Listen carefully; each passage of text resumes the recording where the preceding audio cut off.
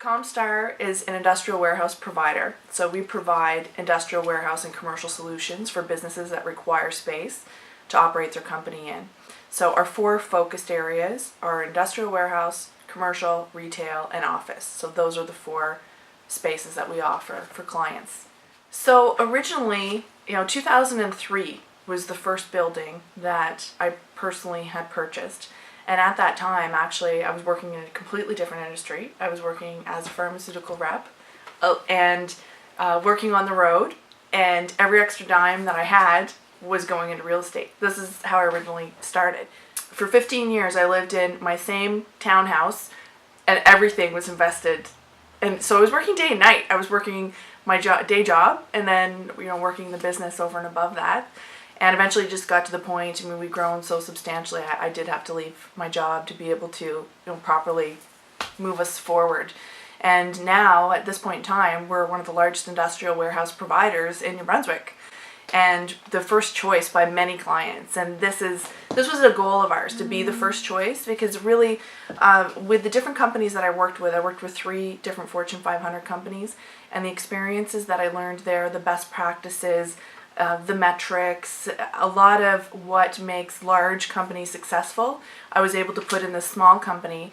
And a lot of those, what might seem to be too big for a small company isn't. A best practice is a best practice. I think that really helped us to bring our game to the next level. For me, this is the business of choice. And part of it was the uniqueness of it. Not a lot of people do this type of business. And I really felt in my gut, I knew I could bring something completely different to the table. We just finished last year 2 large developments for trucking companies on 12 acres, both combined, and for one of the largest trucking company in Canada, and a second that is one of the largest trucking companies in Canada. I've been fortunate. I've received a lot of good advice, and I do have mentors and people that I respect a lot, that I have very deep conversations with. If I peeled away all the layers of all that excellent advice, I'd say the top one that came to mind for me is keep going. Keep going. Keep going. Right? Because things do get challenging, and that's just a part of business. You just have to keep going through to see the end. And sometimes it means it needs to be a chart course, a change of course in your chart of plan. But regardless, it's the point of keep going, whatever that looks like. Sometimes a project is going one way. It's not going to work out the way you thought, and you've got to change what the plan is. It's okay to change the plan, but the point is keep on going.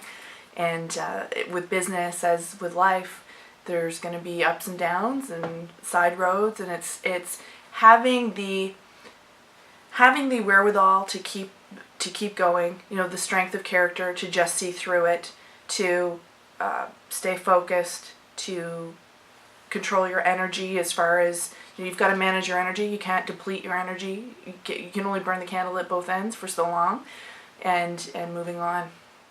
As becoming an entrepreneur, I was probably really more about 5 or 6 years old, and what I would do in the morning in the summertime in Shediac would be collect frogs. And years ago, there used to be the Ronald McDonald Tree. Everybody my age will remember this. Ronald McDonald Tree of the Week buckets. They were little yellow buckets that had 2 holes in the top. Perfect for frog collecting, okay? Frogs can breathe. And anyway, so they'd have all the characters on the side. So every morning I would go and collect this. I would do this for hours, go in the puddles and collect all these frogs. So I started trading them with the boy that lived up the street. And we would trade them based on size, color, dots, stripes. Anything that's valuable, that I thought was valuable to trade them on, right? So what would happen though, every night or in the morning, the frogs were gone. But being as young as I was, I never really thought about the frogs being gone. Later on I thought, geez, decade later I'm like, did the cats eat them at night? But it was my mom letting them out, right? So, but the point was the next day, I didn't even think about it. I just went and got more frogs. So that comes along with the whole story of how I was saying that just keep going. Sometimes your frogs are all gone. You just got to start again and get more frogs. So that story's kind of stuck with me, and I remember that very frequently. Being in the mud puddles, go get more frogs.